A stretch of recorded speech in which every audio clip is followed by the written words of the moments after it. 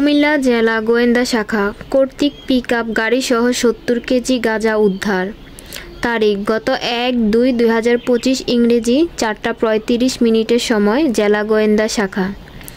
কুমিল্লার একটি চৌকস টিম কুমিল্লা জেলার সকল থানা এলাকায় মাদকদ্রব্য উদ্ধার ও বিশেষ অভিযান ডিউটি করাকালীন গোপন সংবাদের ভিত্তিতে লালমাই থানার লোলাই এলাকার বাগমারা টু মগবাড়ি গামী রাস্তার উপর চেকপোস্ট ডিউটি করাকালে একটি পিকআপ গাড়ি আসতে দেখে থামানোর সংকেত দিলে পিকআপ গাড়িটির ড্রাইভার ডিবি পুলিশ দেখতে পেয়ে পিকআপ গাড়ি থামিয়ে দৌড়ে পালিয়ে যায়।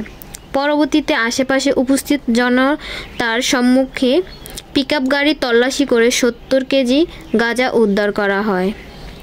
উক্ত ঘটনার প্রেক্ষিতে লালমাই থানার ১নং ২০১৮ সালের মাদকদ্রব্য নিয়ন্ত্রণ আইনের ৩৬(১) এর ১৯ গ থেকে ৩৮ ধারা মোতাবেক মামলা রুজু করা হয়।